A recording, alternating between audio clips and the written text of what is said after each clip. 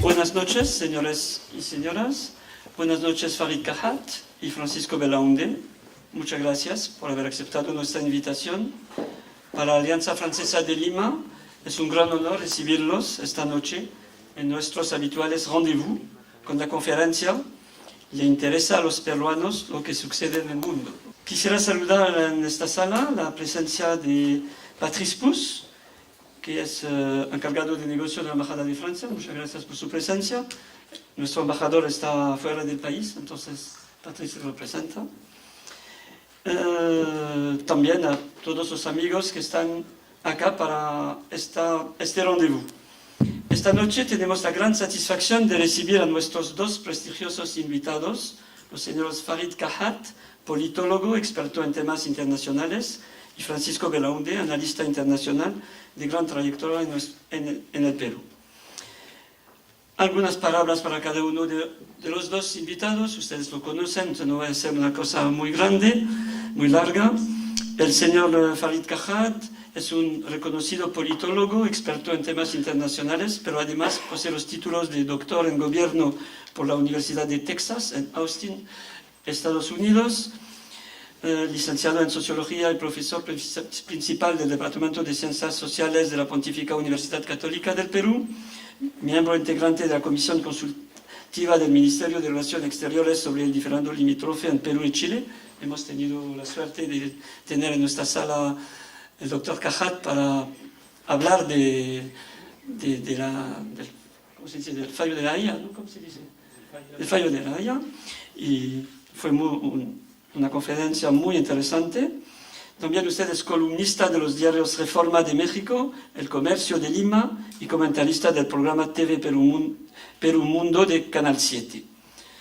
Usted ha publicado muchos libros, entre ellos quisiera mencionar Tras la Guerra Fría, Mentalidad Militar y Políticas de Seguridad en Sudamérica, Fondo Editorial del Congreso del Perú, 2008, Jusín Bello, Terrorismo y Daño Colateral, Universidad Nacional Autónoma de México, 2008, Las operaciones de paz de la Organización de las Naciones Unidas, su naturaleza y consecuencias, de la PUCP, 2009. Igualmente usted ha publicado diversos artículos importantes y de gran actualidad con el del tema de esta noche. ¿Cómo ven el mundo los peruanos? 2009. Finalmente hemos simplemente copiado su título, gracias. Y el señor Francisco Belaunde es abogado con maestría de Derecho Internacional y Europeo de la Universidad de Paris II Assas. Habla muy bien francés, mucho mejor que yo a veces. Es también un reconocido profesor de Derecho Internacional Público en la Universidad Científica del Sur, presidente del Consejo de Gestión del Colegio Franco-Peruano. Quisiera saludar a Dominique Aymon, el director general del colegio y su colega del primar, ¿no? de la escuela de primaria. Director de la revista Testimonio del Instituto de Estudios Social Cristianos, analista político internacional en medios escritos, radiales y televisivos, columnista del Diario 16 y también comentarista del programa TV Perú Mundo del Canal 7. Ustedes hacen algunos días, pero no, es la primera vez que ustedes se encuentran entonces, porque normalmente cada uno habla en su lado, ¿no? No. Eso es el talento de la Alianza Francesa. Francisco es además uno de los gestores de nuestros actuales rendezvous, por lo que en nombre mío y en nombre de la Alianza y del público presente, le estamos siempre muy agradecidos. Asimismo es socio de la Alianza Francesa de Lima y un gran amigo incondicional de Francia por sus antecedentes familiares y profesionales. Y Francisco, a mi llegada en el Perú hace 4 años, me ha acogido muy bien, me ha presentado a algunos amigos y es gracias a él que he conocido algo de este país tan complicado y tan rico también. Y fuertemente porque hay otras personas que son en otra sala, en video, entonces tienen que escuchar bien, ¿no? Los aplausos, para incentivarlos también. Por favor. Gracias, Paul. No, efectivamente somos amigos prácticamente desde que llegó Paul. Sí. Bueno, el tema de hoy, si a los peruanos les interesan los asuntos del mundo, tal vez una primera respuesta es, cada uno tendería a pensar que no, ¿no? pero de repente una primera respuesta sería la convocatoria de esta conferencia, que ha sido finalmente, bueno, se ha llenado la sala y hay una sala, ¿no? Con circuito interno, que podría dar lugar a pensar lo contrario, ¿no? Que efectivamente sí hay mucho interés. Por otro lado, la actualidad del momento, con lo que está pasando en Gaza, ha captado la atención. Eso es un hecho. Lo estamos viendo en los medios, en los comentarios, en las redes, incluso debates, y además a veces ha llegado la cosa a tener una tonalidad pues, casi de enfrentamiento. Farid es uno de los protagonistas, incluso fue calificado por el embajador israelí, que no sé si sigue a cabo o no, prácticamente de agente de Hamas, ¿no? Entonces, eso es, digamos, es una situación, es una coyuntura particular que hace que la pregunta tenga una resonancia como que está un poco fuera de foco. Pero es un momento especial que se ha dado ahora, en este momento. También había otros momentos que han llamado la atención, por ejemplo, cuando hubo los incidentes entre Corea del Norte y Corea del Sur, Estados Unidos, donde en ese momento se hablaba de la posibilidad de una guerra mundial. Ahí tenía que ver mucho que ver también un poco la prensa sensacionalista, ¿no? Los grandes tabloides, es decir, los tabloides ponían como titulares al borde del cataclismo nuclear, ¿no? Y claro, era una forma, digamos, que el sensacionalismo se puso un poco al servicio digamos, de lo que es la temática internacional, ¿no? Un poco la misma vertiente recordarán que cuando se celebró la conferencia entre América Latina y el Caribe y la Unión Europea hace algunos años, se creó una gran expectativa por la posible llegada al Perú del expresidente de Francia, Nicolas Sarkozy. Y yo recuerdo que me llamaban muchos digamos, reporteros, en fin, para preguntarme sobre el asunto, pero claro, el tema no era Sarkozy. Sarkozy era lo de menos. Todos recordarán que todo el mundo esperaba la visita de Carla Bruni. Y claro, no vino Carla Bruni y al final nadie se interesó más por la delegación francesa, ¿no? Entonces, digamos, hay momentos así que están ligados digamos, a situaciones especiales, ¿no? A veces ligadas al sensacionalismo, que hacen que el interés por la cosa internacional aumente. Una manera de medir el interés digamos, del público por los temas internacionales, evidentemente hay la posibilidad de una encuesta de la que va a hablar Farid más adelante. Otra manera, un indicativo evidentemente, son el lugar que le dan los medios de comunicación a los temas internacionales. Y podemos notar que en el caso peruano, ese lugar es finalmente bastante restringido. Es más, si repasamos un poco los medios que tenemos a nuestra disposición, en el caso del diario El Comercio, que es el decano de la prensa nacional, tenía una sección, como recordarán, que se llamaba Sección Mundo. Esa sección ha sido eliminada. Las personas que trabajaban en esa sección, muchas de ellas fueron despedidas, ya no están en el diario El Comercio. Y bueno, siguen habiendo noticias internacionales, pero digamos ese suplemento, que era un suplemento digamos bastante interesante, simplemente ya no existe. Y se dio claramente por un tema financiero, por un tema de costos, porque supuestamente el tema internacional digamos, no justificaba la inversión que se hacía al producir ese suplemento. Si pasamos a otros diarios, el diario La República sí tiene algunos artículos, además tiene un convenio con El País, con el diario El País de España, ¿no? Y además tiene un columnista permanente de temas internacionales, que es Ramiro Escobar, que iba a venir ahora, pero no ha podido venir se está yendo, dicho sea de paso, bueno, saben que ha fallecido Enrique Silé, justo, ¿no? Entonces, bueno, Ramiro, que tenía que venir ahora, que ha trabajado varios años en Caretas, se ha ido al velorio de Enrique. Bueno, en todo caso es el caso que hay un columnista permanente. El caso de Correo, desde hace algunas semanas tiene a un columnista que no es semanal, como el caso de La República con Ramiro Escobar, que es los martes, su columna llamada Meditamundo, sino una columna que es diaria y que es escrita por un internacionalista, un especialista en Derecho Internacional Público, que es Rodríguez Macay, o Mackay. Pero claro, las noticias, el diario Correo es un diario no tiene muchas páginas, pero por lo tanto no dedica, claro, menos espacio aún para los temas internacionales. Y si pasamos a Caretas ya a la prensa semanal, específicamente Caretas, sí tiene un espacio permanente de temas internacionales que está a cargo, o digamos que las columnas son escritas por un señor Jiménez, que entiendo que es argentino. Así que ese es un poco más o menos el panorama. En las redes sociales, si uno revisa, por ejemplo, La Mula, el blog La Mula, sí hay bastantes artículos sobre temas internacionales. Pero en general, efectivamente, es un poco, no es mucho lo que hay con respecto a lo que podría haber. Y además no es algo solamente, hay que decirlo, propio al Perú. Hace poco salió un artículo en el diario El País, escrito por un historiador, periodista colombo español, Bastenier, donde él le llama la atención que en Latinoamérica no se dan prácticamente, digamos, los grandes diarios tienen muy poco espacio para la política internacional.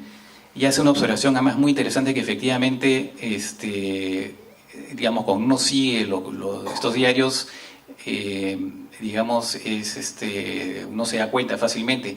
Y es que tampoco hay, no se le da mucha importancia a la política latinoamericana.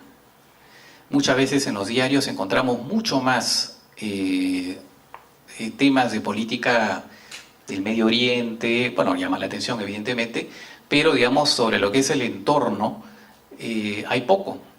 Y a veces se habla, sí, es cierto, por ejemplo, de temas como claro, que llaman la atención, como el caso de Venezuela con Hugo Chávez y ahora Maduro, y además muchas veces por temas casi anecdóticos, ¿no? Como el pajarito de Maduro, cosas por el estilo. Entonces, por otro lado, aparte del caso de Maduro, está, bueno, Cuba, que siempre es un tema.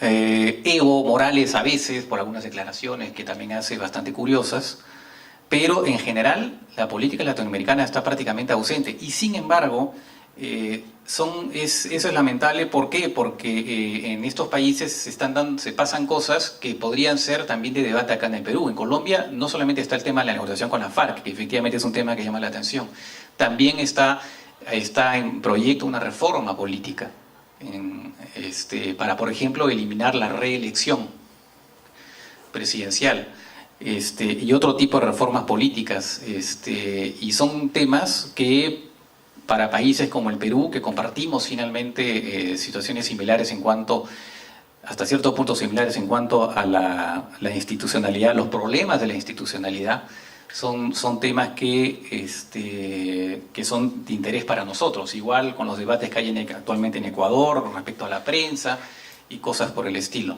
Entonces, ahí hay una situación curiosa, ¿no? Que no le damos importancia a lo que sucede en términos políticos a lo que sucede, digamos, en el vecindario, por decirlo de alguna manera. Hay que decirlo también claramente, y es que aquí hay un tema de costos en cuanto, digamos, al tratamiento de la política de los temas internacionales. Muchas veces es el argumento esgrimido para no darle mucho espacio, porque claro, tener corresponsales sale caro, y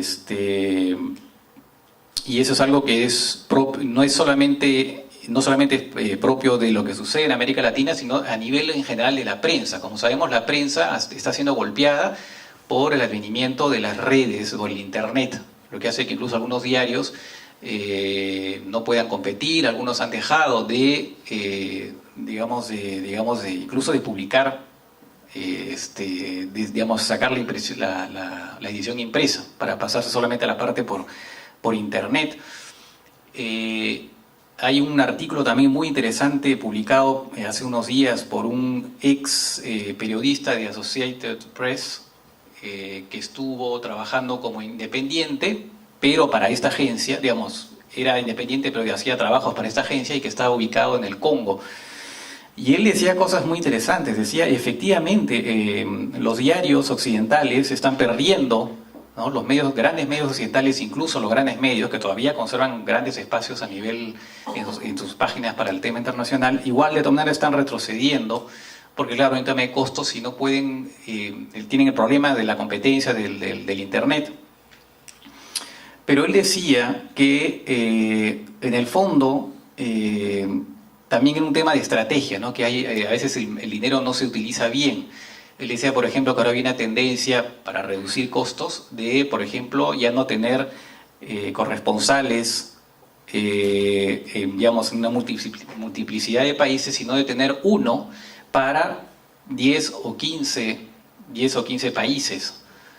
Claro, dependiendo de si los países tienen una importancia en el juego, en la geopolítica mundial. Pero en general es un poco más o menos da ese tipo de cifras. Y él decía que a veces se mal utiliza el dinero disponible, porque él decía, por ejemplo, que estos corresponsales se alojaban en hoteles de 5 estrellas, tenían unos gastos impresionantes, pero que él, como un periodista independiente, con lo que estos ganaban, digamos, con lo que estos gastaban en un solo día de hotel o dos, él podía mantenerse y hacer un trabajo realmente de terreno, mucho más rico que el que podían desplegar estos corresponsales, que además, por el hecho que estaban basados en una ciudad para cubrir varios países, hacía que su trabajo fuera un poco más ligero, ¿no? Digamos, le faltara profundidad con respecto a lo que podían aportar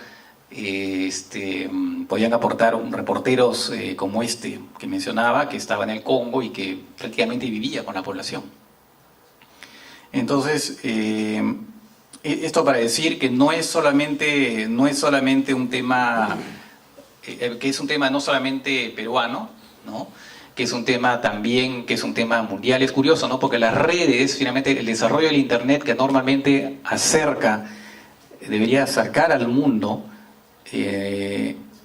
tiene a veces un efecto contrario, en el sentido que, por lo menos a lo que el espacio de los temas internacionales en los diarios se refiere, ha tenido un efecto contrario. O sea que ahora, por esta competencia, los diarios no tienen, digamos, las mismas posibilidades de competir, y entonces restringen sus posibilidades, los medios que tienen para cubrir los temas internacionales. Eso, digamos, de punto, digamos, estrictamente periodístico.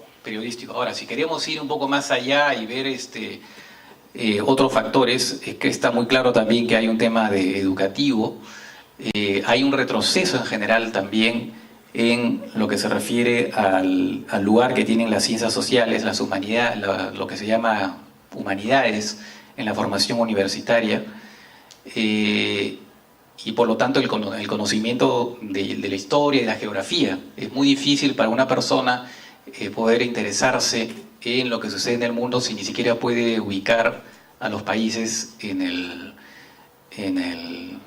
globo, ¿no? Un globo terráqueo, ¿no?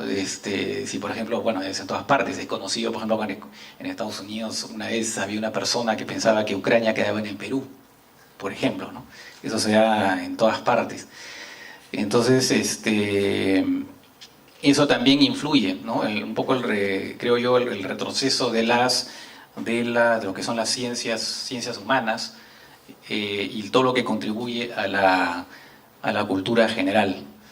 En resumen, efectivamente, salvo en ocasiones muy especiales como la actual, como lo que se está dando con el conflicto en Gaza y otros, En general, no hay mucho interés, pero hay que decirlo que los medios tienen ahí una clara responsabilidad.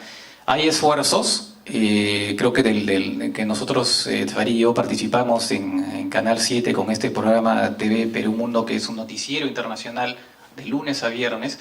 Claro, eso lo puede hacer un canal del Estado, ¿no? Es un canal del Estado digamos, se puede permitir ese tipo de lujos. Pero sí hay de todas maneras una evidente, digamos, en la medida en que el mercantilismo puro y duro predomine en los medios privados en general, está muy claro que siempre se tratará de dar a la gente lo que, digamos, de dar lo que le gusta a la gente, como se dice entre comillas, ¿no? Y por lo tanto,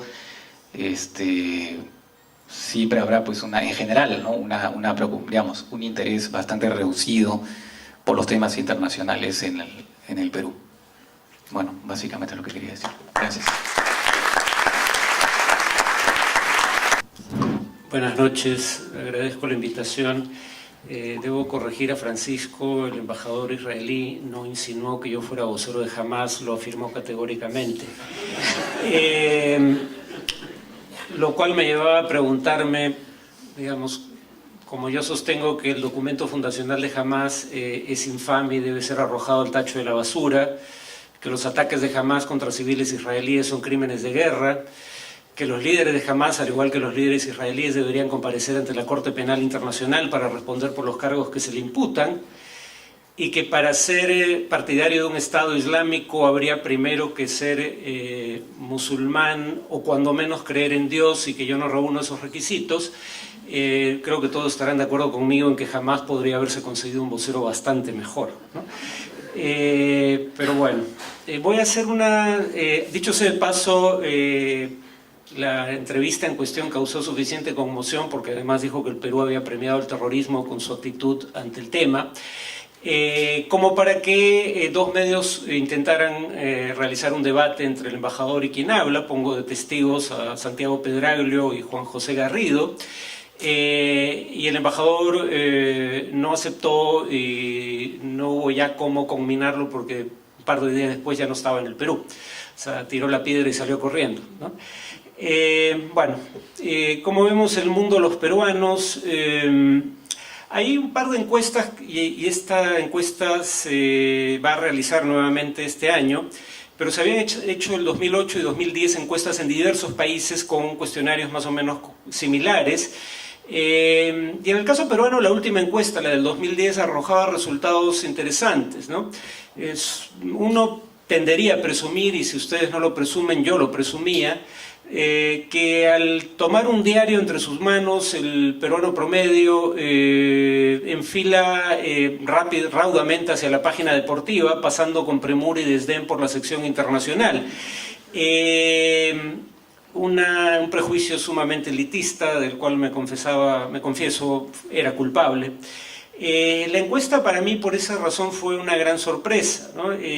Cuando se le preguntaba a los encuestados si tenían interés en noticias sobre las relaciones internacionales del Perú, 62% tenía algún grado de interés. Cuando se les preguntaba si el Perú debía tener una participación activa en los asuntos mundiales, 76% estaba de acuerdo. Y acá el tema es que, claro, es cierto que el interés no era por lo internacional per se, sino en tanto afectar al Perú. O sea, uno podría, sin embargo, decir, tal vez esto no sea creíble, tal vez, digamos, los entrevistados como los encuestados, como suele ser habitual en las encuestas, mienten para no quedar mal frente al entrevistador o para complacerlo. Pero cuando se les preguntaba a los encuestados si podían descifrar acrónimos como ONU, OEA o FIFA, eran más los que sabían qué significaba ONU u OEA que los que sabían qué significaba FIFA. En el caso de la ONU, 59% podía descifrar el acrónimo. En el caso de la OEA, 57%, solo 50% en el caso de la FIFA. Entonces, aparentemente, contra lo que pudiera creerse, o yo solía creer, los peruanos se interesan más por los temas internacionales, cuando menos en la medida en que afecten al Perú, de lo que parece. Y además algunas otras respuestas sugerían que tenían una comprensión relativamente sofisticada de ciertos temas. Esta era una encuesta urbano-rural, dicho sea de paso, ¿no? Claro que cuando en las encuestas se dice que cubre el mundo rural, en realidad cubre ciudades intermedias o pequeñas ciudades, pero digamos, nadie invierte lo suficiente como para hacer una verdadera encuesta que cubra el mundo rural. Dentro de esas restricciones, estos fueron los resultados, ¿no? Por ejemplo, cuando se les preguntaba a quién beneficia el libre comercio, 76% decía que beneficia a los países desarrollados. Y uno diría, eso puede ser un problema si conciben las ventajas del comercio como un juego de suma cero, en donde lo que una parte gana lo pierde la otra. Pero cuando se les preguntaba si el libre comercio era bueno para la economía peruana, 68% decía que sí. O sea, en otras palabras, entendían el comercio internacional como un juego de suma positiva, en el cual pueden ganar todos los involucrados, al menos en principio. Y además comprendían que aunque el libre comercio podía generar beneficios agregados, o sea, ayudar al crecimiento de la economía peruana, podía, sin embargo, generar problemas distributivos o tener problemas distributivos. Por ejemplo, cuando se preguntaba si el libre comercio, era beneficioso para el agro peruano, la producción agropecuaria del Perú, solo 55% decía que sí, frente a 68% que decía que es bueno para el Perú en general, para la economía peruana. Y cuando se preguntaba si era bueno para el medio ambiente, solo un 41% sostenía que lo era. Entonces, digamos, había la suficiente sofisticación para entender que el libre comercio beneficiara a los países ricos no quería decir que perjudicara a países de ingresos medios como el Perú, y que aunque tuviera beneficios agregados para un país de ingresos medios como el Perú, eso no quería decir que los beneficios que generara la liberalización comercial se distribuían de manera equitativa entre la población. En el caso de, digamos, lo poco que el libre comercio es bueno para el medio ambiente, según los encuestados, uno empieza ahí a pensar en temas como ya no solo comercio, sino inversión, como el hecho de que la inversión extranjera tiene una fuerte presencia, no únicamente, pero es más notoria en el ámbito de la minería, por ejemplo, y como según la Defensoría del Pueblo el 48% de los conflictos sociales en el Perú son conflictos socioambientales, en la mayoría de casos en el ámbito rural y alrededor de grandes inversiones mineras, ¿no? Bueno, la encuesta tenía otras cosas que eran interesantes. Por ejemplo, la diferenciación clara que los encuestados hacían entre los países con los que se identificaban y los países que admiraban. Nos identificábamos más con los países del área andina y con el área andina como conjunto, pero admirábamos más a países del mundo desarrollado o a China, de América Latina a Chile, curiosamente, ¿no? Pese a los conflictos históricos con ese país y el último conflicto territorial. Entonces pareciera que, digamos, no admiramos aquello con lo que nos identificamos. Era como si estuvieran pensando en esa broma de Groucho Marx, cuando decía que no sería socio de un club que tuviera alguien como él entre sus miembros, ¿no? Luego había la pregunta sobre líderes de la región, y ahí nos dimos cuenta por qué el cambio entre el 2006 y el 2011 de Ollanta Humala, ¿no? De ser un candidato cercano a Hugo Chávez a ser un candidato cercano a Luis Ignacio Lula da Silva, porque digamos había mucha más admiración por Lula que por Chávez.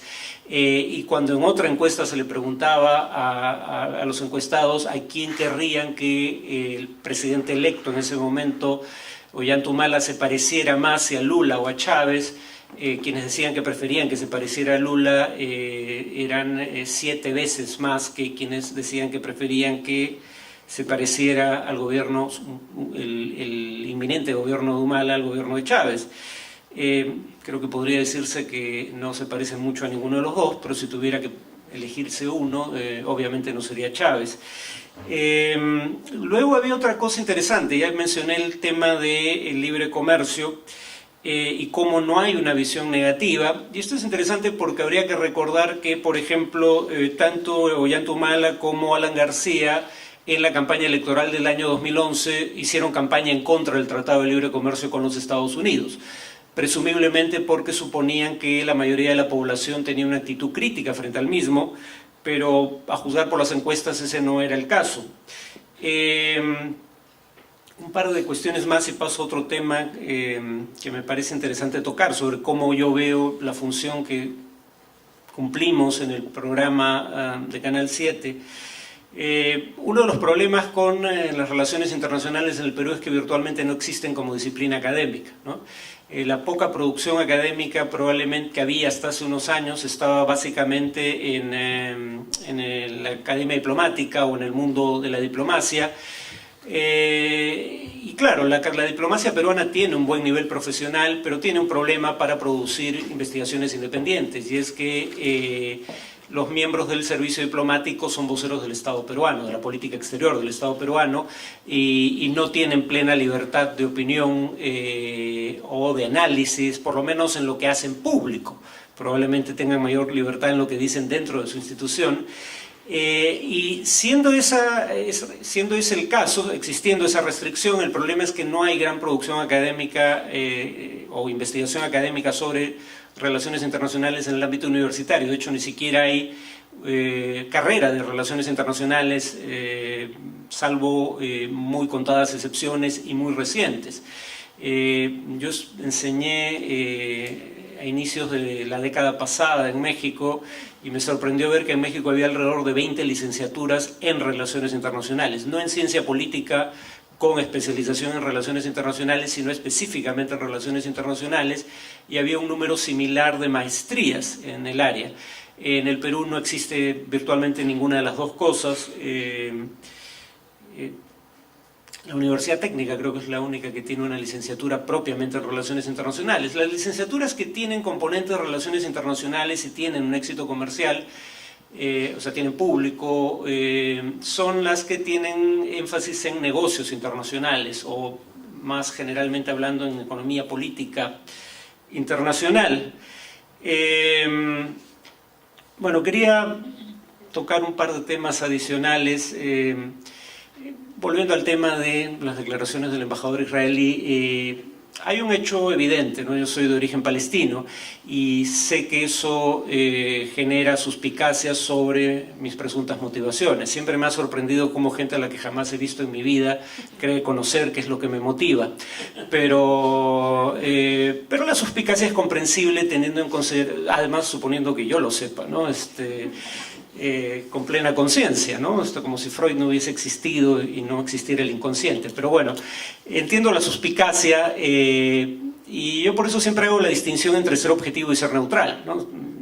Aunque lo que voy a decir también puede ser problematizado. Ser objetivo es en lo esencial atenerse a los hechos, ser neutral es no tomar posición frente a un tema.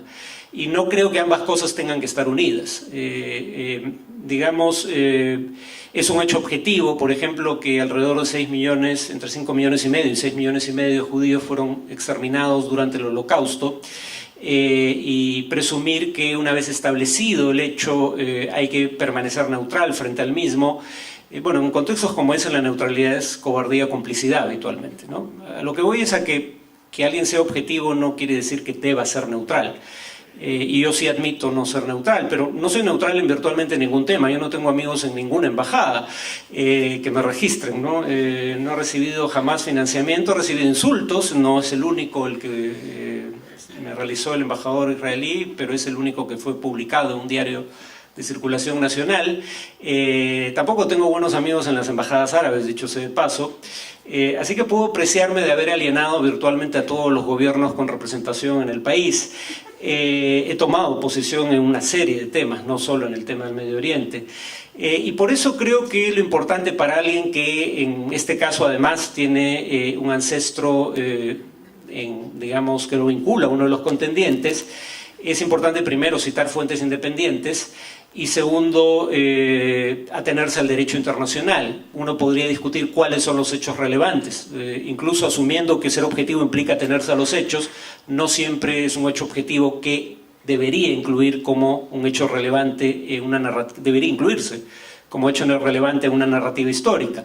Por eso es importante atenerse a fuentes independientes, 1, y 2, al derecho internacional en esta materia. Y ahí diría que el derecho internacional es inequívoco, ¿no? No es cierto que, en ocasiones lo es, pero en este caso particular, el conflicto palestino-israelí, no es cierto que ambas versiones tengan el mismo peso ante el derecho internacional. Dicho sea de paso, el tema digamos, del periodismo de investigación es clave para esclarecer los hechos. Porque muchos creen que la labor del periodista se ha cumplido cuando se dan ambas versiones. ¿Qué pasa si una de esas versiones es falsa? Peor aún, ¿qué pasa si la parte que tiene una versión falsa de los hechos es la parte más poderosa y por ende tiene más medios con los cuales hacer llegar su versión a la opinión pública? Eso no es hacer una labor periodística adecuada, ¿no? No es atenerse a los hechos. Cuando no hay periodismo de investigación y cuando no hay investigaciones independientes, los hechos terminan siendo materia de disputa y quien tenga más medios para hacer valer su versión prevalecerá en una controversia. Pero cuando ustedes ven el temas en respecto a los cuales hay controversia entre palestinos e israelíes, la ocupación, hay territorios ocupados o territorios en disputa. Hay la colonización o la construcción de asentamientos israelíes en territorios palestinos. ¿Son ilegales o no son ilegales? El muro que Israel construye en territorios palestinos, ¿es o no ilegal? ¿Se atiene solo a consideraciones de seguridad o tiene como propósito anexar territorio adicional? Y en cuanto a la violencia, las partes, ambas, cometen o no crímenes de lesa humanidad, ya que se acusan mutuamente de ello. Cuando uno revisa las normas relevantes de derecho internacional, no hay discusión posible sobre el tema.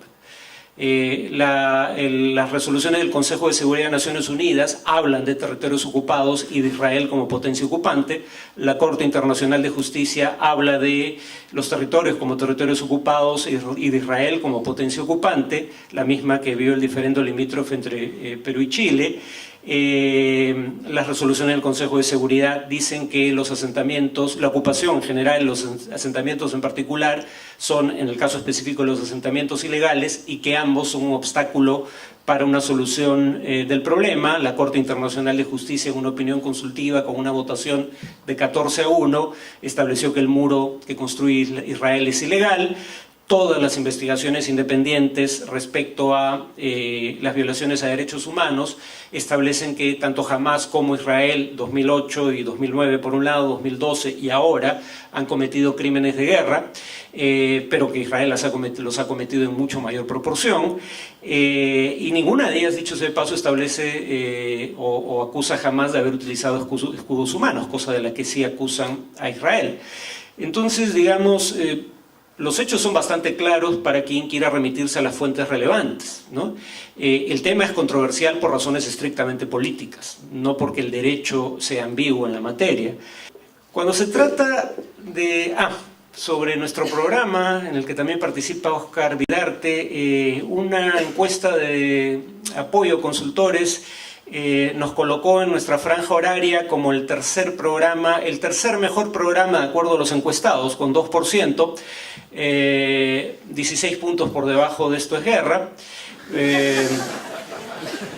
pero añadiría que, a diferencia de las protagonistas de Esto es Guerra, yo no tengo que usar tanga para lograr mi 2% de aprobación.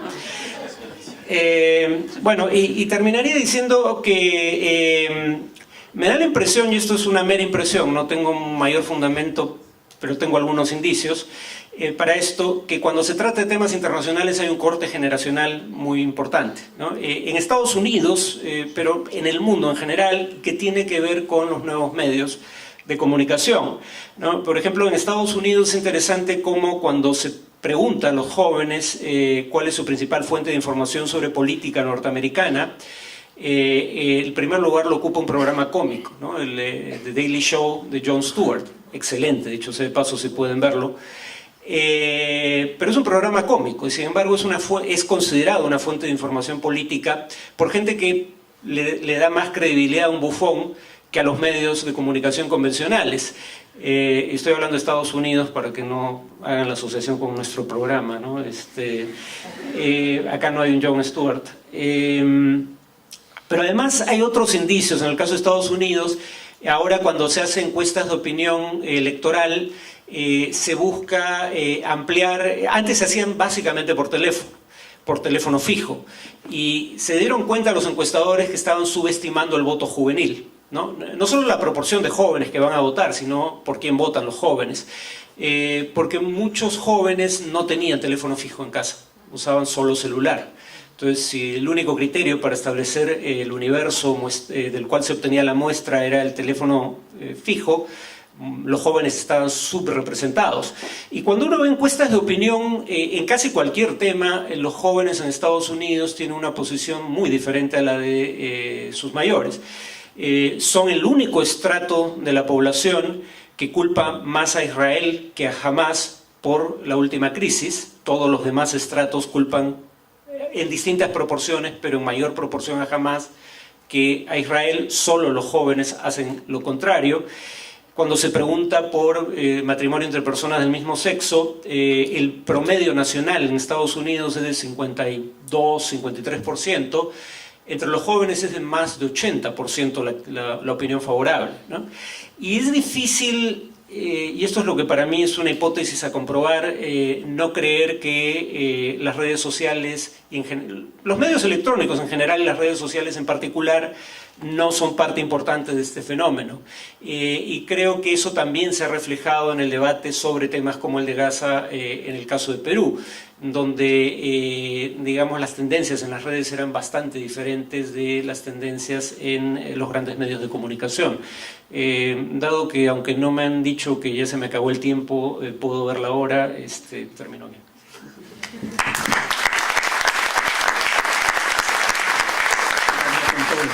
Buenas noches. Felicitar a los ponentes y decirle a Francisco que TV Perú Mundo a las 6 de la tarde realmente es un lujo, y bueno, yo soy uno de los ilusos que lo ve, ¿no? Y lo repiten a la medianoche. Y a Farid, que no se lo tome tan personal, pues que la suspicacia siempre va a estar ahí, en realidad. Pero finalmente quería hacerle dos preguntas a Farid. Es cierto que el derecho internacional y los organismos internacionales son inequívocos. Desde un punto de vista objetivo, hay muertes de guerra y de lesa humanidad, por Hamás o por Israel. Y el resto de opiniones son meramente políticas, por uno o por otro lado.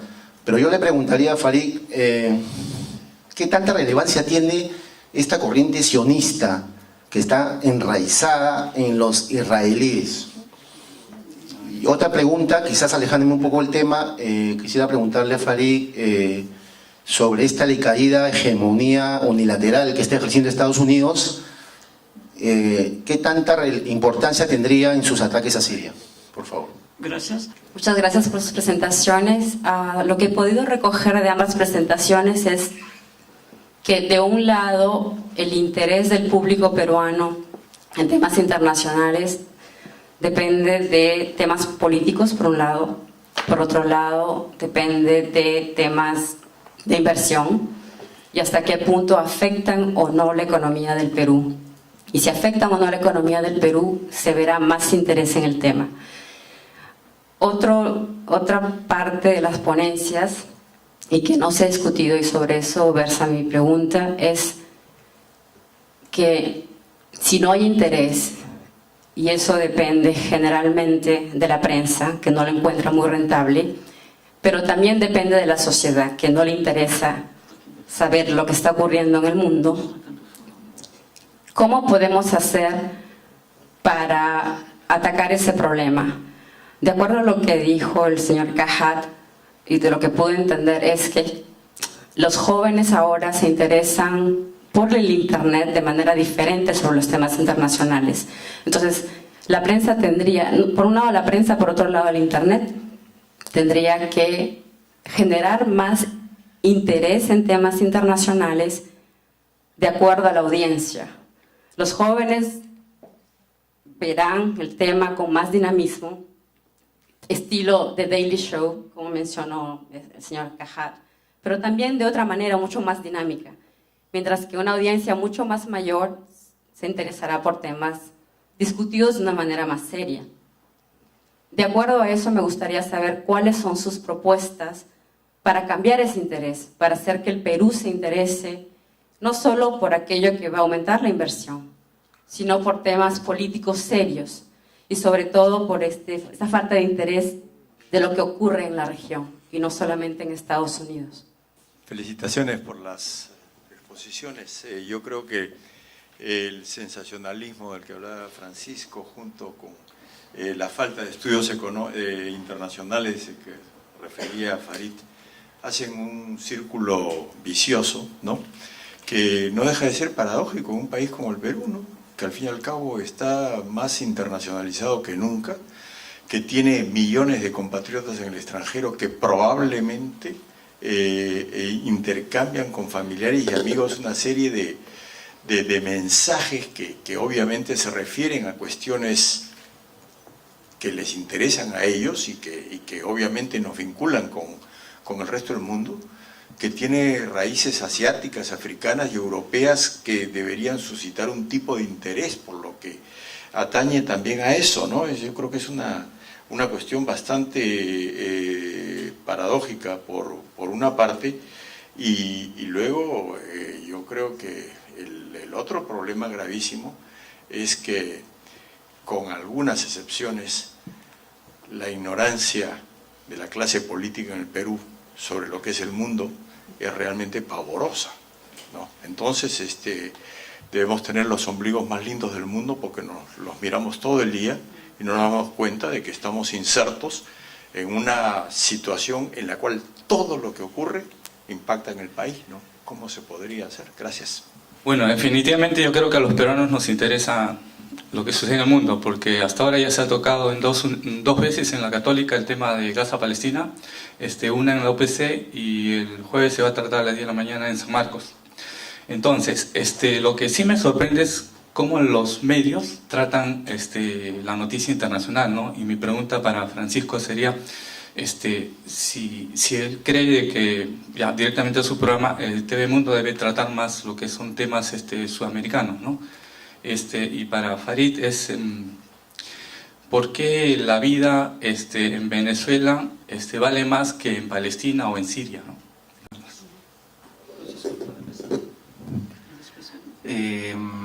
Bueno, el programa sí últimamente se está dividiendo, tiende a dividirse en primero noticias, digamos, europeas, asiáticas, y después también un bloque sudamericano, ¿no? Porque hay, digamos, varias noticias que tienen que ver con...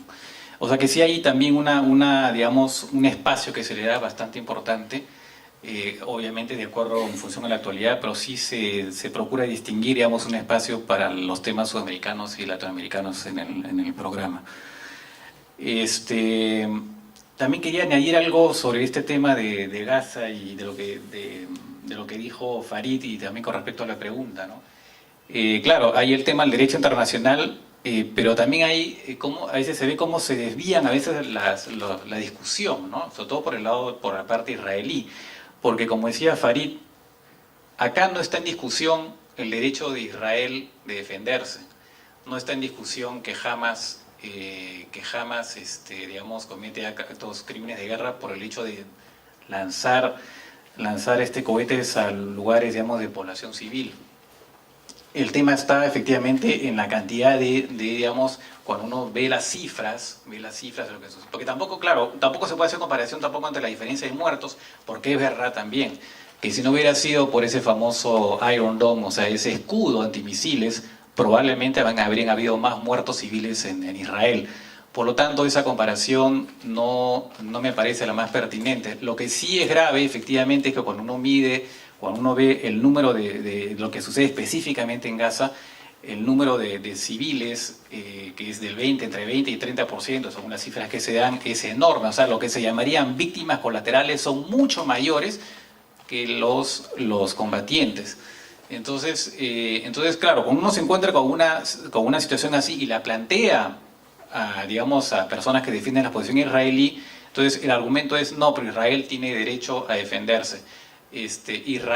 Hamas es un grupo criminal, de ahí te pasan al tema de los islamistas en general, te hablan del Estado Islámico, o sea, te hablan, es una manera digamos, de desviar la discusión no va para ahí. La discusión es específicamente qué está pasando en Gaza. Entonces ahí uno, claro, ve las cifras y te quedas espantado, pero tienes que ir un poco más allá. Entonces ahí te pones a analizar, tratar de ver lo que está en discusión también en el propio Israel, por ejemplo el diario Haaretz, ¿no? Que es un diario, uno de los más importantes de Israel y que es un diario crítico con respecto al gobierno israelí. Entonces ahí te pones a ver cuáles son los problemas que se plantean con respecto a la acción de guerra israelí.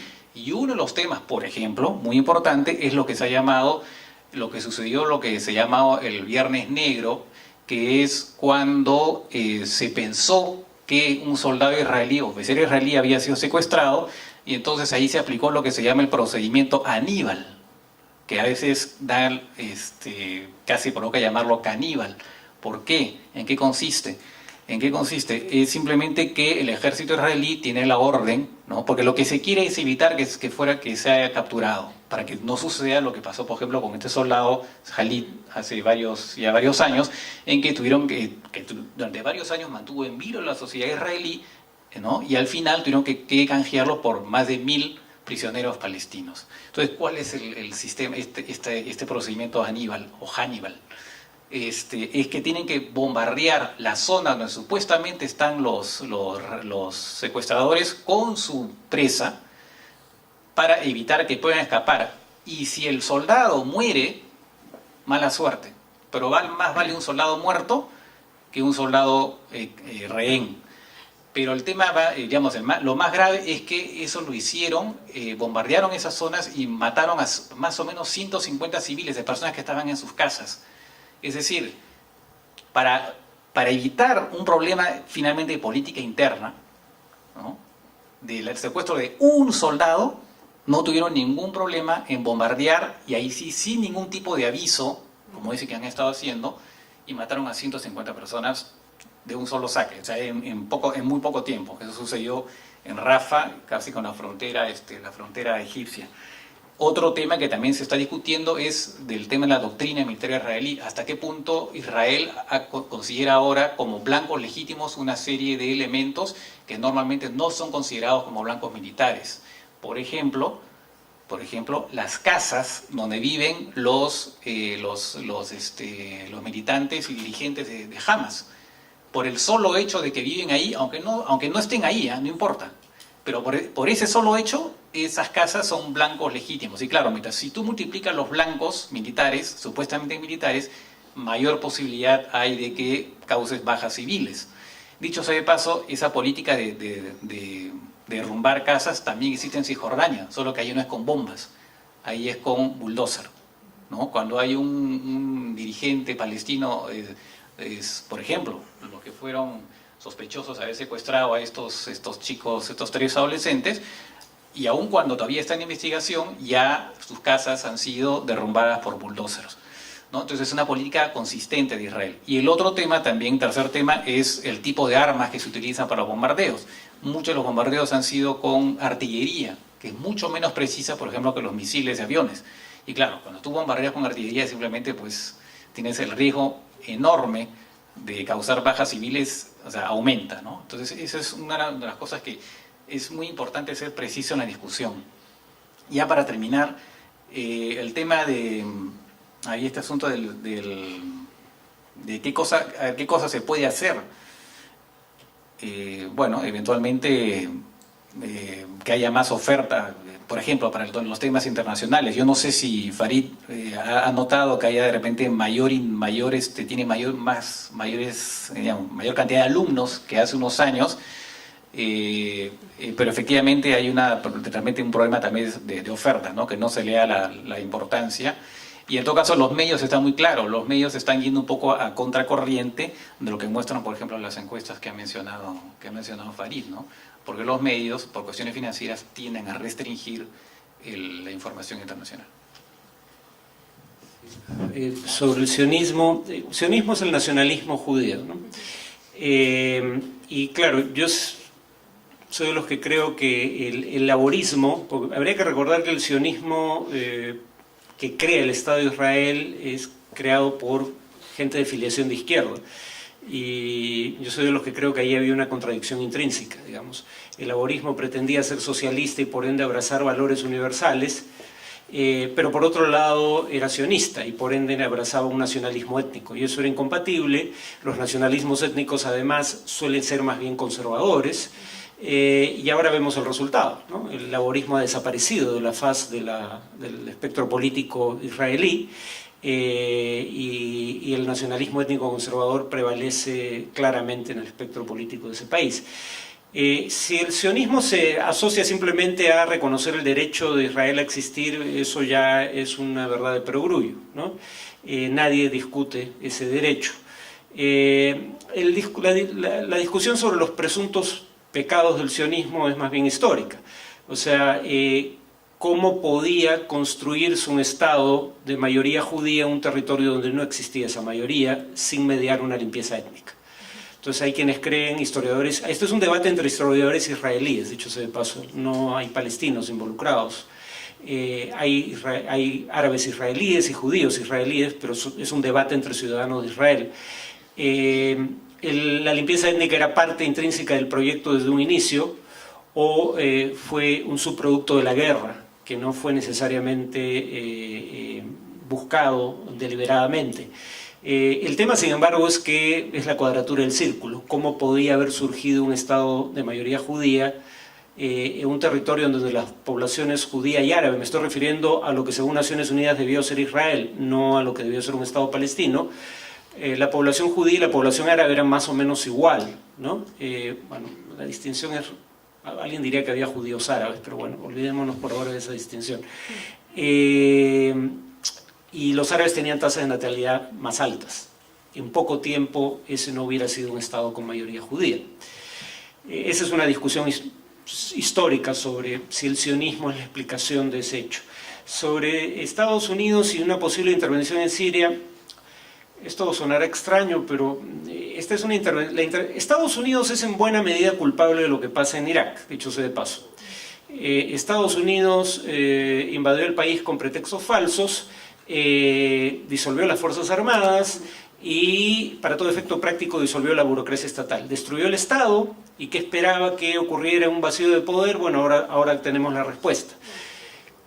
Luego, el régimen que queda tras la partida de las tropas norteamericanas también contribuye al problema al alienar de una manera prácticamente deliberada a los árabes suníes que habían gobernado históricamente Irak y que ahora no solo eran una minoría, sino una minoría marginada. Y eso ayuda a entender el apoyo que tienen Al-Qaeda en algún momento y el Estado Islámico ahora entre ese sector que no es más del 20% de la población. Dicho esto, sin embargo, el Estado Islámico es un movimiento genocida.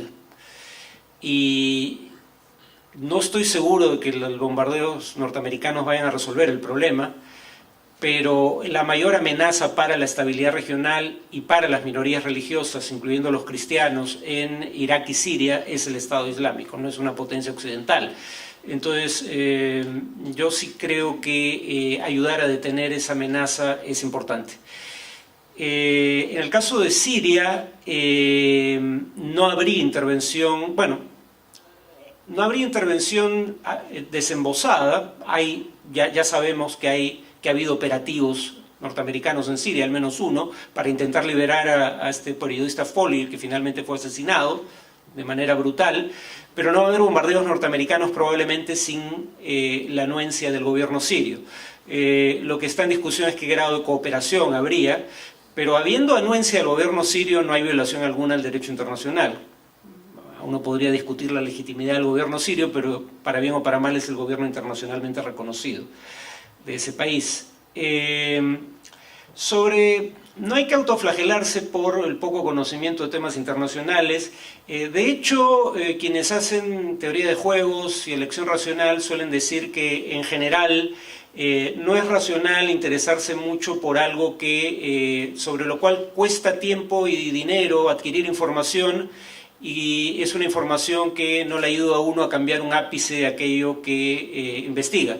O sea, en otras palabras, ¿para qué adquirir más información de la estrictamente necesaria en materia política? Eso cuesta tiempo y dinero.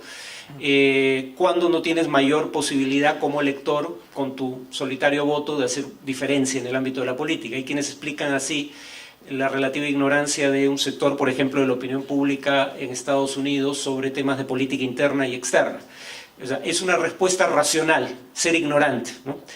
Bueno, sea o no cierto, el tema es que en ninguna parte del mundo la mayoría de la población se interesa sobremanera por lo que ocurre más allá de sus fronteras.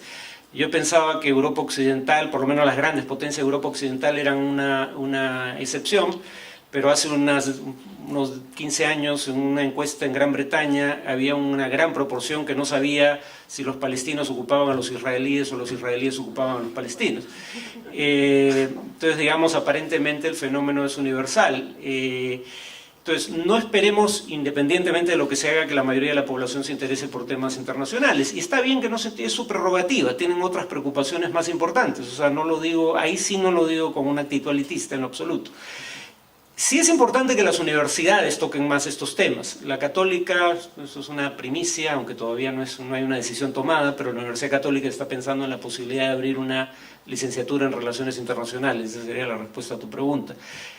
Todavía no hay estudio de mercado, así que está en pañales el proyecto, pero en todo caso existe ese proyecto.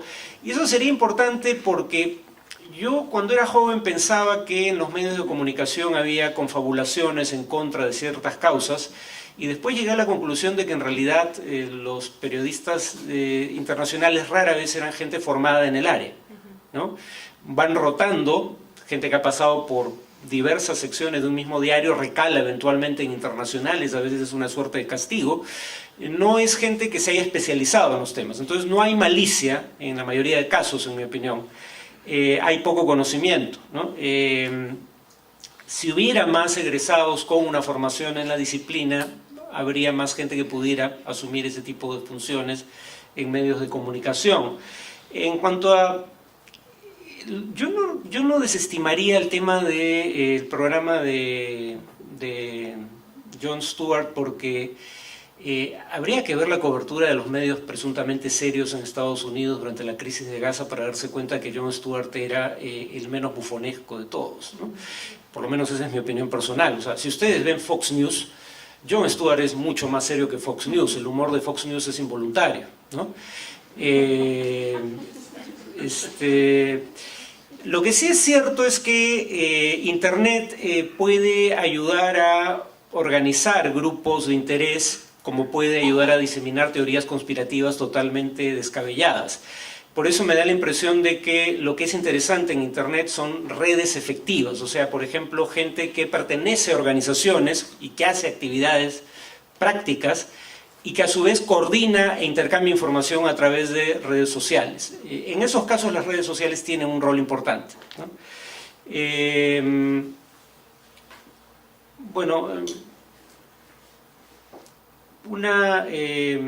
¿Por qué las vidas venezolanas valen más que las de Gaza? Es curioso porque esa es la forma de voltear la pregunta sobre por qué. Recuerden uno de los argumentos que utilizaban algunas personas defensoras de la posición israelí, en mi opinión cuando carecían de cualquier otro argumento válido, y era ¿por qué tanta atención cuando eran 1800 muertos en Gaza, cuando ha muerto el mismo número de palestinos en la guerra civil siria y de eso nadie habla? Claro, la presunción ahí era que se le prestaba más atención a los palestinos muertos cuando los mataba Israel porque había una actitud antisemita en el fondo. Puede ser en más de un caso ese el origen, pero mi presunción es que no es ese en la mayoría de los casos, porque también es cierto que se le da mucha más cobertura de la que merecería por número de víctimas a las bajas civiles que causa Hamás. Solo ha causado 4 en lo que va de este conflicto. O sea, probablemente los accidentes de tránsito o la delincuencia común han matado más gente en Israel durante la vigencia de este conflicto. Entonces, si el mero hecho o la mera cifra de víctimas es lo que debiera guiar la cobertura periodística, en primer lugar, ni Siria, ni Irak, ni Palestina debían estar en el primer lugar, debía haber estado durante décadas el Congo, del cual nadie habla, ¿no? Pero además, jamás tampoco debería estar en las noticias, porque el número práctico de víctimas que causa es muy bajo, aunque su intención obviamente podría ser la de causar muchas más. Entonces, pero nadie dice que si se le da tanta importancia a Hamas sea producto de la islamofobia, ¿no? Como se suele decir que si se le da tanta importancia a las víctimas que causa Israel es producto del antisemitismo. Yo creo que hay otras cosas que singularizan este conflicto. Solo Israel recibe $3.000 millones de ayuda estadounidense al año. Ningún otro país en el mundo recibe ni por asomo una suma equivalente.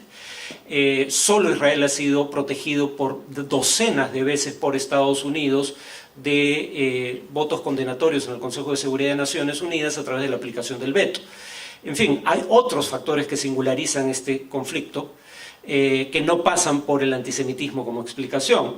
En el tema de Venezuela, primero hay un factor que ya había, y con esto termino, descubierto, creo que fue Mill, ¿no? Cuando decía, si a uno le dicen que murieron decenas de miles de personas en un terremoto en China, hará una declaración, digamos, solemne sobre la precariedad de la vida humana y seguirá con su vida luego de hacerlo. Pero si le dicen que el día de mañana le van a amputar el dedo meñique, probablemente no duerme esa noche, ¿no? Entonces lo que nos es cercano, lo que nos afecta directamente, o nos es más cercano cuando menos, nos importa más, y en ese sentido tiene, digamos, se explica que Venezuela nos importe más que el Medio Oriente. Pero no es la única razón, ¿no? Digamos, atacar a Chávez era una forma el año 2006 de atacar a Humala, y de hecho lo siguió siendo el 2011, porque se presumía que esa asociación lo perjudicaba, como había perjudicado a otros candidatos como López Obrador en el caso de México. Y además había cierta presencia de Casas del Alba, Misiones, etc. O sea, por no decir que había también una animadversión ideológica de un sector de la población en el caso peruano. Pero bueno, el punto es que sea Venezuela, sea Gaza, nunca lo que guía el grado de cobertura que tiene un conflicto es el número de víctimas. Uno podría podría presentar argumentos válidos en favor de ese como criterio, pero no es cierto que Israel sea la única excepción a la norma, las excepciones abundan. La norma es más bien que los datos objetivos no son los que guían la cobertura mediática. Buenas noches. Primero que nada felicito a ambos ponentes por esta muy maravillosa disertación. Yo me quería tomar la libertad de hacer un comentario, aunque sé que no hay mucho tiempo. Es respecto al hecho que en internet he podido leer de que lo que sucede en Gaza es en realidad una limpieza étnica en el fondo, porque ya esto se dio en el 48 y adicionalmente esta limpieza étnica y los actuales habitantes de Gaza son personas que antes han vivido en lo que ahora es el territorio de Israel, ¿no? Bueno, de todas maneras, aquí mi pregunta va para el señor Francisco Belaúnde. Siempre por internet, en los medios, en la BBC, en la CNN, cuando uno ve las noticias, abundan noticias internacionales sobre Asia, Europa e incluso África, que no debería aparentemente pesar mucho, pero veo que hay más noticias incluso sobre África que sobre Latinoamérica. Entonces mi pregunta es ¿por qué Latinoamérica está al final de la importancia, ¿no? Y para el señor Farid Cajat, mi pregunta sería si en realidad considera que Hamas, teniendo en cuenta que está luchando por la liberación de Palestina, aún a pesar de que esté lanzando esos misiles, podría de alguna manera quizás justificarse en el sentido de que pertenece a un territorio ocupado, a una nación ocupada que está luchando por su liberación. Y si ya alguna vez esos cohetes fuesen lanzados exclusivamente a militares, ya no tendría ese calificativo negativo que tiene actualmente ahora de estar lanzando esos cohetes a poblaciones civiles. Esas serían mis dos preguntas. Muchas gracias. Buenas noches a todos y felicitarlo por la exposición, a ambos ponentes y a la Alianza por permitirnos reunirnos aquí esta noche. A pesar de que el tema es el interés que tenemos por las relaciones internacionales, no se puede omitir el hecho de que el conflicto en Medio Oriente atrae la atención de todos, ¿no? Entonces mis preguntas van ambas sobre ese tema. La primera sobre... He tenido algunas discusiones con algunos amigos que incluso me han invitado a Tel Aviv porque dicen que no sé de lo que hablo y que me estoy dejando llevar por la prensa y por la propaganda a favor de Palestina. Mi primera pregunta va, ¿cuál es el grado de división real para el señor Farid, que existe en Israel? ¿Hay un apoyo monolítico de toda la sociedad o en realidad hay grupos claramente en contra de la posición?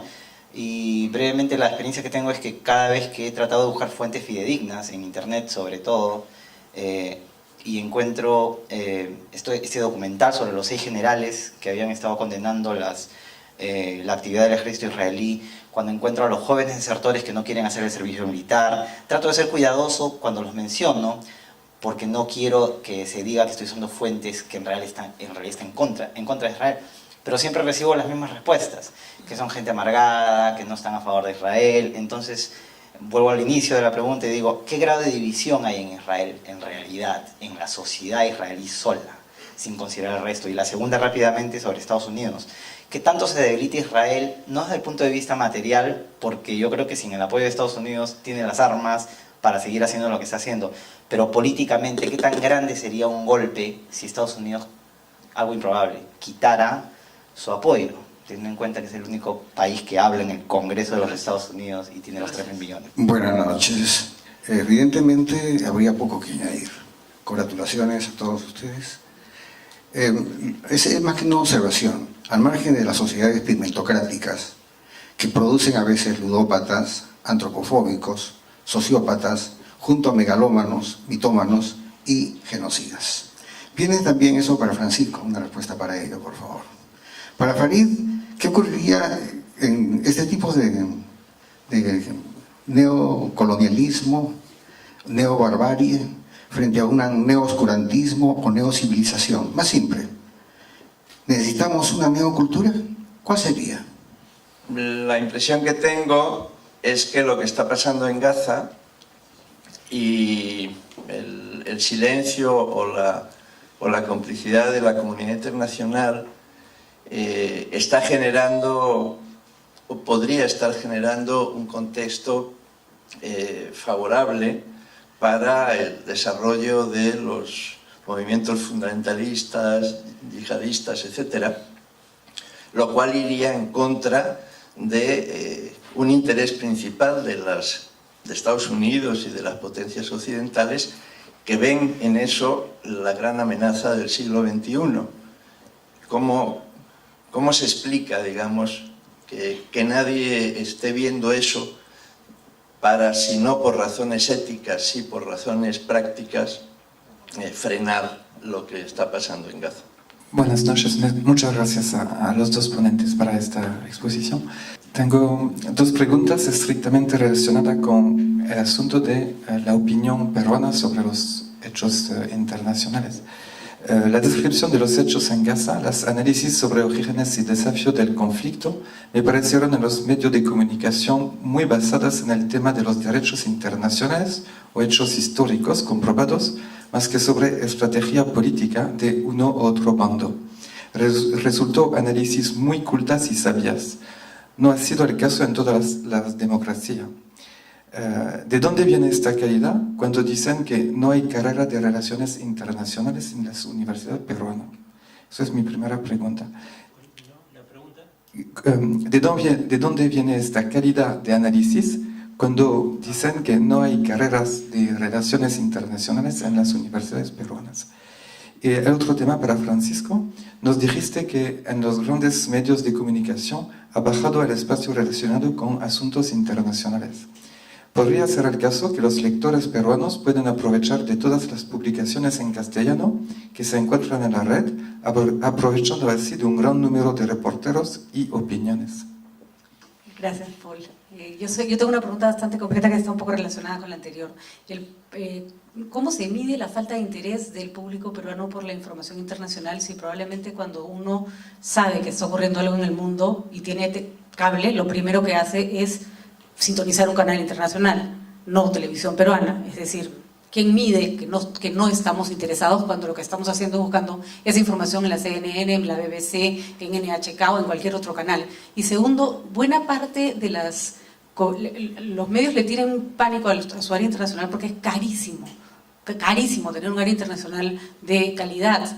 Casi todos los medios tienen amigos que reportan desde los países en los que viven y que ni siquiera tienen información ni de internacionalista ni de periodista. Sin embargo, las mejores coberturas internacionales las tienen los canales del Estado de otros países. El despliegue que hace la NHK, por ejemplo, que tuve la oportunidad de ver en directo, es impresionante la cantidad de gente que tienen trabajando en el resto del mundo. ¿No es esa una obligación más bien de un Estado, a través de sus medios de comunicación, de suplir lo que probablemente para un medio de comunicación comercial sea demasiado caro y muy difícil de competir? Bueno, sobre las acciones de Hamas, por ejemplo, las acusaciones contra Hamas en materia de derecho internacional humanitario son fundamentalmente dos, aunque acaban de añadir una tercera con estas ejecuciones sumarias de presuntos informantes. Pero claro, eso es algo hecho a gente local. Estamos hablando del daño causado a civiles del otro bando. Son dos acusaciones. Uso de cohetes que al carecer del sistema de dirección son indiscriminados por naturaleza y más aún cuando los lanzas contra zonas urbanas.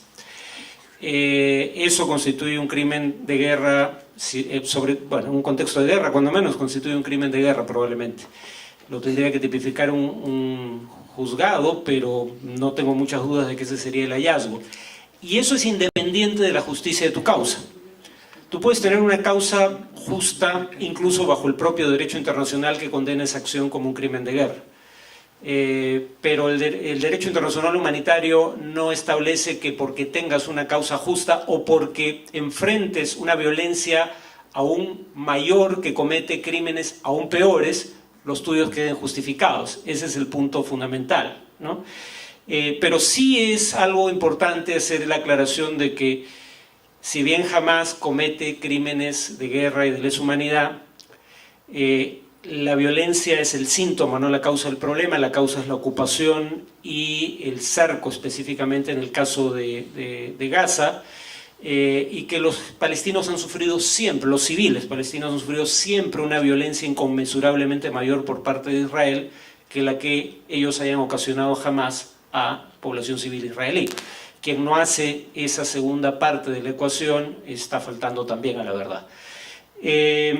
Dicho sea de paso, uno podría decir, más allá de lo que diga el derecho internacional humanitario, estos cohetes sirven a algún propósito político.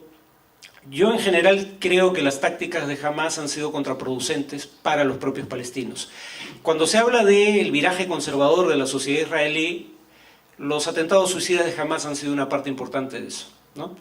Y yo soy de los que creen que precisamente porque los palestinos son la parte débil, les es una cuestión de vital importancia buscar aliados en la sociedad ocupante, como lo hizo el Congreso Nacional Africano entre los blancos sudafricanos.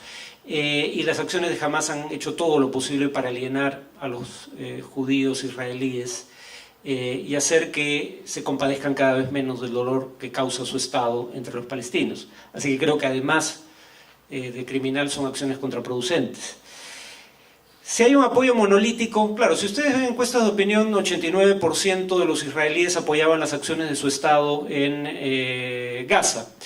Pero cada vez que el Ejército Nacional está en guerra y en lo que alega es una guerra de legítima defensa, yo creo que no era el caso, pero bueno, eso es lo que alega el gobierno israelí, la mayoría de sus ciudadanos le cree, van a tener una amplia mayoría de la población que apoye las acciones militares. Eso, digamos, la sobriedad después de la resaca viene, digamos, cuando la guerra ha concluido y empiezan a investigarse los hechos, ¿no? Entonces, yo no le daría tanta importancia a eso. Es cierto que ha habido un viraje conservador significativo en la sociedad israelí, que la izquierda israelí está arrinconada, los pacifistas, las ONGs están arrinconadas en este momento, Pero siendo una minoría, y una minoría pequeña, lamentablemente, no es una minoría insignificante, y es una minoría sumamente valiente, ¿no? La que todavía critica lo que hace el gobierno israelí. Yo por eso siempre digo, si ustedes quieren una visión objetiva de lo que ocurre en ese conflicto, pueden remitirse únicamente a fuentes judías. Yo personalmente recomendaría historiadores israelíes, judíos israelíes, Ilan Papé desde una posición de izquierda, pero Benny Morris desde una posición conservadora, que reconoce la expulsión de los palestinos en 1948 en su libro sobre el problema de los refugiados. Ilan Papé va mucho más allá y titula un libro suyo, La limpieza étnica de Palestina, ya les da una idea de cuál es la tesis fundamental. Lean los informes de los grupos de derechos humanos israelíes, B'Tselem, ¿no? Lean, esta es una fuente particularmente interesante, la Breaking the Silence, tienen página web y tienen página de Facebook. Y tienen Twitter también, puedes seguirlo libremente. Breaking the Silence es una organización, rompiendo el silencio en español, de veteranos del ejército israelí que denuncian las atrocidades que comete su propio ejército y que conocen el tema desde cerca porque han servido. Para no mencionar las organizaciones de los judíos que simplemente se niegan a servir en las Fuerzas Armadas, ¿no?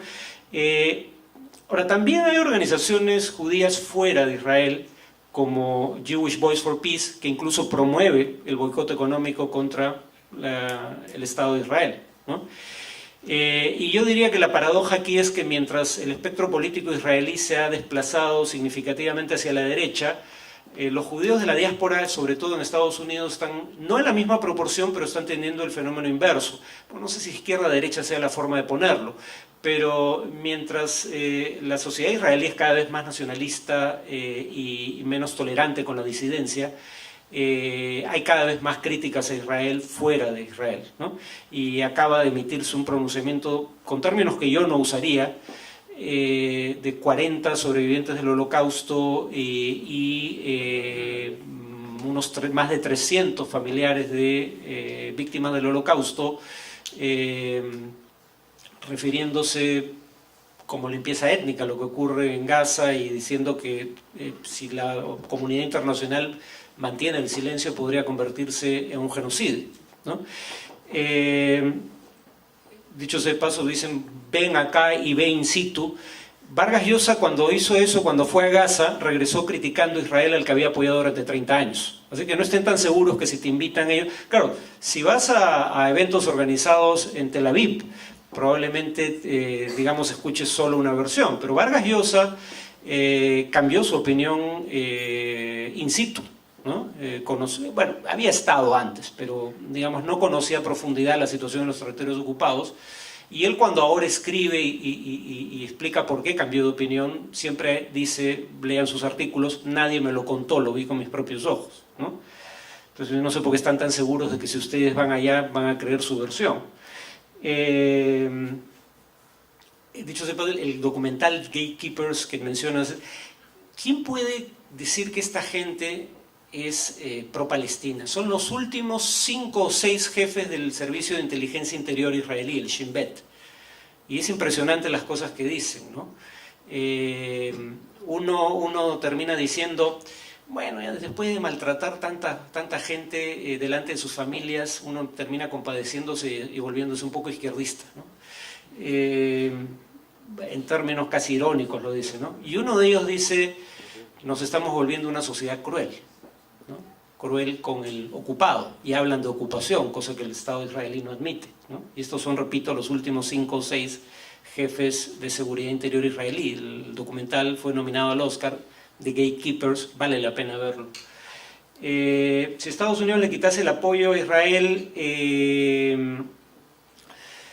es una cosa interesante. Creo que el cálculo de Obama lo decía en un artículo de la revista The Nation en Estados Unidos, el cálculo de Obama es que el costo en política interior de retirar el respaldo a Israel sería demasiado elevado. Lo que Estados Unidos sí está dejando de hacer es tratar de ayudar para que otros estados tengan la misma posición respecto a Israel. Cuando los países de América Latina reconocieron el Estado palestino, cuando retiraron o llamaron a consulta a su embajador en la última crisis, Estados Unidos no hizo absolutamente nada. Y en el caso de la Unión Europea, ese artículo de Nation decía hace ya unos años, Obama va a mirar en otra dirección cuando la Unión Europea tenga posiciones críticas hacia Israel, y la Unión Europea ha empezado a adoptar sanciones. Es algo que casi no se nota, porque son sanciones menores. Pero yo presumo que el grado de intensidad de las sanciones va a variar a medida que la tosudez del gobierno israelí se acentúe, ¿no? Pero la Unión Europea ya está aplicando sanciones a los asentamientos, a toda actividad del Estado israelí en territorios palestinos ocupados, ¿no? La Unión Europea como tal y algunos países por cuenta propia además, ¿no? Sobre si se necesita una nueva cultura, el punto es que no todos debemos compartir los mismos valores, pero sí necesitamos compartir valores que permitan la coexistencia, ¿no? En ese sentido los derechos humanos son una primera base. Claro, algunos dirían que incluso los derechos humanos son un producto occidental. Yo discutiría eso, ¿no? Pero yo diría que hay elementos compatibles con la Declaración de los Derechos Humanos en casi todas las culturas, y hay obviamente elementos incompatibles en casi todas las culturas, pero eso también incluye Occidente, ¿no? Históricamente hablando. Entonces, digamos, me interesaría más en la cultura que permita tender puentes, asumiendo que cada quien va a creer en lo que decida creer y no tienen por qué compartir todos las mismas creencias. Sobre la calidad del análisis sin haber carreras, bueno, hay gente que abandona, acá hay un connotado ex embajador peruano, el embajador Palma. Yo dije que la formación que se recibe en el servicio, en la academia diplomática y en la carrera diplomática en el Perú es bastante buena, pero que mientras están en el servicio hay restricciones a lo que pueden decir, pero una vez que dejan el servicio pueden hablar con absoluta libertad, ¿no? Creo que eso es parte de la explicación. Esa es parte de la explicación. También hay gente que ha estudiado estos temas en el exterior, no en el Perú. En cuanto a la cobertura, dicho sea de paso, siempre hay la posibilidad de recurrir a freelancers, a gente que hace freelance, ¿no? Que tiene alguna base mediática, pero a la vez, digamos, está dispuesta a cubrir para otros medios el tema en el que se encuentra. Yo honestamente creo que este ha sido un parteaguas, dicho sea de paso. O sea, claro, a nivel de estados no hay un cambio sustancial, pero ya hay estos indicios de hartazgo con la actitud del régimen del gobierno israelí, incluso con la aplicación de sanciones menores, pero sanciones al fin de parte de la Unión Europea. Pero ahora hay una campaña más bien de sociedad civil, de boicot económico contra los territorios ocupados, contra las actividades israelíes en territorios ocupados, que está ganando fuerza y ha logrado que, por ejemplo, el Fondo Público de Pensiones noruego retire sus inversiones de la economía israelí, que George Soros, que es judío, retire sus inversiones de una empresa productora de gaseosas en territorios ocupados, cuya publicidad hace Scarlett Johansson, que para hacer esa publicidad abandonó su condición de vocera de Oxfam, y por esa razón patriótica Scarlett Johansson ha quedado eliminada para siempre de mis fantasías. Y bueno, eso era todo. Había una pregunta sobre por qué la BBC, por ejemplo, no se ocupaba tanto de América Latina y hablaba de Asia, Europa, África. Bueno, Asia, en el caso asiático, en gran parte es el tema económico, son potencias económicas, ¿no? Europa es obvio. En el caso de África, también un poco como Asia, hay que considerar que muchos de los países europeos son potencias, bueno, en el caso de Gran Bretaña, potencias coloniales, expotencias coloniales en África, ¿no? Y también en Asia, ¿no? América Latina ha sido un país básicamente colonizado como sabemos, por España y Portugal, y bueno, la prensa española sí se ocupa de América Latina, ¿no? Pero porque por razones obvias, pero los demás no, porque claro, lo ven un poco más lejano. Entonces esa sería más o menos la razón. Sobre el tema del apoyo, también quería decir algo sobre el tema del apoyo de Estados Unidos. Puede ser un pequeño detalle, pero bueno, Estados Unidos ha retenido, ha retenido un embarque de misiles para los helicópteros Apache que utiliza Israel. Aparentemente sería un modo de presión, si se quiere, de Estados Unidos.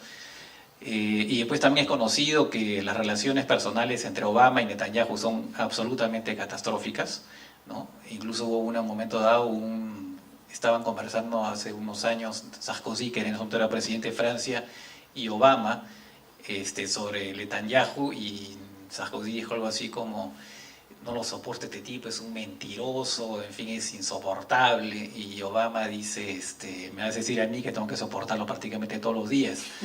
Y ese fue un diálogo que no se dieron cuenta, pero había un micrófono abierto, ¿no? Entonces, y después han habido varios choques entre Estados Unidos e Israel por el tema justamente de el tema de los asentamientos, ¿no? Una vez estuvo el vicepresidente Biden en Israel, y él estando ahí, en ese momento, el gobierno israelí tuvo el descaro de anunciar una nueva fase de construcción de viviendas en los asentamientos. Y eso generó pues una reacción absolutamente, digamos, indignada de Estados Unidos y de Biden en particular. Y después también con respecto a las negociaciones en Gaza, John Kerry fue maltratado por los israelíes por su intento, digamos, lo que quiso hacer en estas negociaciones, ¿no? Y con respecto a las instituciones europeas, también ahora, en cuanto a las armas, Gran Bretaña también ha decidido por ahora congelar nuevas ventas de armas, y España también, porque España y Gran Bretaña y otros países le venden también a Israel, ¿no? Hasta el punto que ahora Israel parece estar mirando un poco a Europa del Este, ¿no? Dicho de paso, hay una cosa extraña, porque al comienzo, cuando recién nació el Estado israelí, sus proveedores de armas fueron en gran parte los de la el bloque soviético, no fueron tanto los países occidentales, y eso en gran parte a través del Partido Comunista Israelí. Es más, Estados Unidos, por ejemplo, tomó partido en contra de Israel cuando hubo la guerra por la nacionalización del canal de Suez, y fue un tema franco-británico. Los norteamericanos se opusieron. En realidad Estados Unidos, digamos, de manera masiva comienza a apoyar a Israel a partir del año 62, si no me equivoco, donde comienza ahí sí a haber durante mucho tiempo, digamos, fue un apoyo, pero no fue lo que después se convirtió, ¿no? Hay esta pregunta de Patricia, sí, bueno, justamente es lo que decía al comienzo, ¿no?, de la intervención, es un tema de costos, claramente, ¿no? Es un tema de costos que no solamente afecta a la prensa peruana, sino también a la prensa internacional, ¿no? Estaba contando el caso de los diarios occidentales, que cada vez más, digamos, tienen menos corresponsales en el extranjero. Es clarísimo, ¿no? Ese es un problema que existe, que es general, ¿no? Y en cuanto a lo del Estado, bueno, justamente, ¿no? Nuestro programa, modestamente, TV Perú Mundo, trata de alguna manera de cumplir ese papel que efectivamente le cabe a un canal del Estado, ¿no? Que es ocuparse de temas que de repente no venden mucho, ¿no? En este caso, por ejemplo, el tema internacional. A fines del siglo XIX, Marcel Proust descubrió un juego inglés de 1860 denominado Confesiones, muy de moda en esta época. Proust respondió muchas veces a este cuestionario, y el manuscrito titulado Marcel Proust por él mismo, que contiene sus diversas respuestas, fue descubierto en 1924. Posteriormente, en 2003, fue vendido en una subasta por una suma de 102.000 euros. También, más recientemente, el muy famoso animador de televisión Bernard Pivot, actual presidente del mayor premio literario francés, Le Goncourt, se lo planteaba a sus invitados. Ahora voy a hacerle algunas preguntas, no todas porque es muy largo, de este juego Confesiones que ha gustado tanto a Marcel Proust. Entonces voy a preguntar uno y otro. Empezamos con Farid y cambiamos, ¿no?, para igualdad. Nunca dije que aceptaba esta parte. Sí. Yo tengo su firma. La cualidad que prefiere en un hombre. Tolerancia. ¿Y tú, Francisco? Sí, bueno, también sinceridad, ¿no? Sinceridad, sí. Quizás ustedes serían interesados conocer la respuesta de Marcel Proust. Los encantos femeninos. La cualidad que prefiere una mujer a frente de Alexandra.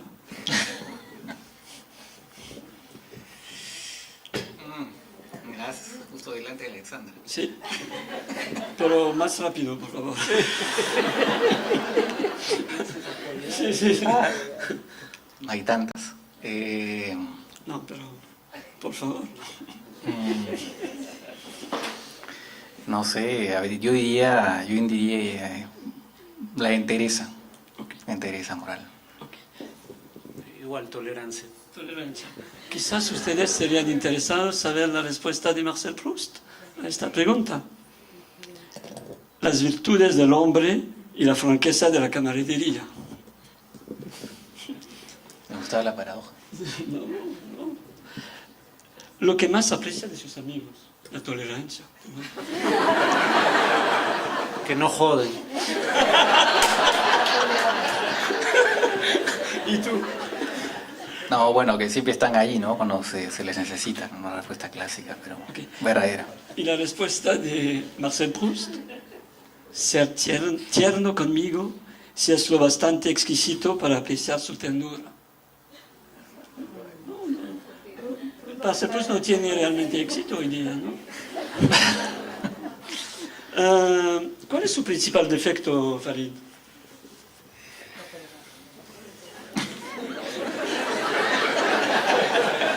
Por favor. La violencia no es... la indecisión. ¿La qué? La indecisión. ¿Y tú, Francisco? Es difícil buscarlo, ¿no? Encontrarlo. Tal vez, a veces un poco de pesimismo. Ah, sí. ¿Y la respuesta de Marcel Proust? Un poco más de entusiasmo, por favor. No saber, no poder querer. ¿Su ocupación preferida? Es que siempre voy a perder frente a Proust, ¿no? Sí, eso es bueno, ¿no? Querría ser escritor como... ¿Francisco? Bueno, todo lo que hago, lo que más me gusta es escribir artículos. Ok. Más simplemente Proust ha respondido amar. Francisco, Sí, lo vemos como una actividad. su sueño de felicidad. Tu sueño de felicidad. Mi sueño de felicidad. Uy, entramos a temas muy personales. Pero es exactamente eso que estamos haciendo. Es por eso que me gusta mucho a Marcel Está al Proust. frente, está al frente. Bien. Farid, su sueño de felicidad. Que la gente que quiero esté bien. No mucho más que eso. No sé si ustedes merecen que leer la respuesta de Marcel Proust. A ver, dila. No, pero un poco de entusiasmo, por favor. Si no, esta es la última, ¿no? Temo que no sea muy educado, no me atrevo a decirlo, tengo miedo de destruirlo si lo digo. Muy elegante, ¿no? Su sueño. ¿Cuál sería su más grande malestar? ¿Más grande qué? Malestar. Ah. Oh, perdón, disculpe. Por oposición a lo anterior, el sufrimiento de seres queridos. Proust, ahora, no haber conocido a mi madre ni a mi abuela. Bueno. ¿Qué es lo que quisiera hacer? De repente haberme dedicado a la música. ¿Sí? ¿Y tú? Nada.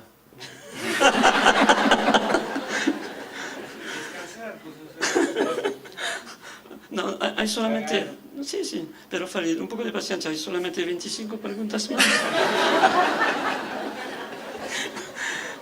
Y la respuesta de Marcel Proust, no sé si ustedes lo merecen, pero tal como la gente que yo admiro deseara que sea yo. Así es. El país donde desearía vivir. Ya no... No siempre para bien, pero ya no me imagino viviendo en otra parte que no sea el Perú. ¿Y tú? Pues yo también, ¿no? ¿O en el colegio franco-peruano, quizás? Aunque eso sí, viajando con frecuencia a Francia, ¿no? Pero ya estar en todos los países.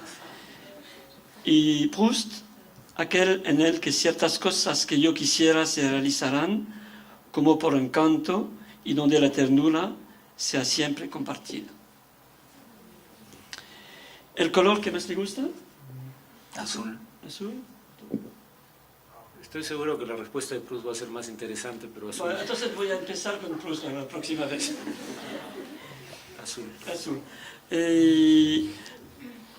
La belleza no está en los colores, sino en su armonía.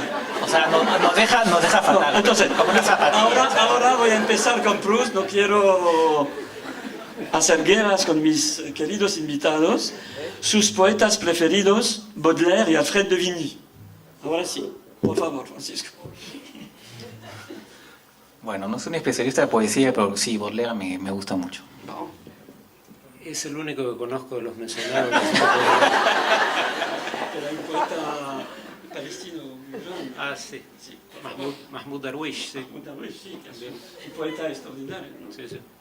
Y sus héroes en la vida real, pero voy a decir la respuesta de Proust, pero no conozco ni uno ni otro, entonces peor que Farid. Monsieur Darlu y Monsieur Boutroux. Yo creo que mi colega Patrice, que conoce todo, él sabe. Alors, sus héroes en la vida real. Francisco, 1, 2. Héroes. Héroes. Francisco. Héroes, ¿no? Una heroína, tal vez. Ah, por favor. Una heroína. Ok. Bueno, admiro a Edward Said, pero no lo calificaría como héroe. Sí, sí. Y ahora voy a hacerle unas preguntas del, ¿cómo decir? Del cuestionario de Paul Lévy, ¿no? Porque basta por Marcel Proust. Algunas preguntas rápido. ¿Tú eres un buen cocinero? No. Hago un buen ceviche. Ah, un buen ceviche. ¿Y los platos que prefiere preparar el ceviche entonces? Es lo único que se hace. ¿Y aquellos que más le gustan? El ceviche, pero también. En general, la comida de mar peruana está entre mis favoritos. ¿Y tú? Sí, yo también. Y una pregunta muy clásica para acabar, casi cada vez en los rendezvous. ¿Cuál es la personalidad francesa con la cual le gustaría cenar? Prohibido la esposa de Sarkozy. Ah, Ségolène Royal, por favor. Ya no puedo con Carla Bruni. No, podría ser de repente alguien muy interesante de conversar, ese Bernard Pivot, calculo. El presentador de... Sí, sí. Bien. Como ya es de conocimiento de muchos de ustedes, estoy en vísperas de mi partida de este bello país, que me ha acogido desde el primer día a lo largo de estos 4 años. Este rendezvous es, por tanto, el último en el que participaré junto a ustedes. Mi avión sale miércoles, entonces me han hecho trabajar hasta el último momento. Gracias. Gracias a la embajada y a mi directorio. Tengo la certeza que después de la llegada del nuevo director continuarán estas importantes conferencias y debate de ideas. Estoy seguro que él trabajará para darle seguimiento al formato de los rendezvous que tanto éxito han tenido en este auditorio, en el otro también, durante los años de mi permanencia en Lima. Entonces, un saludo y estuve en 4 años.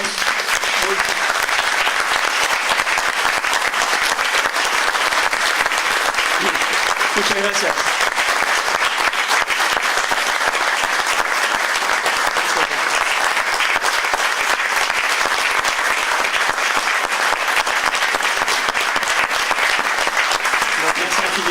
Muchísimas gracias. Farid Cajat, Francisco Belaunde, en nombre de la Alianza Francesa y del público presente, les reitero mi más sincero agradecimiento por haber aceptado nuestra invitación y los felicito por esta conferencia tan interesante. Pido a todos un gran aplauso para Farid y para Francisco.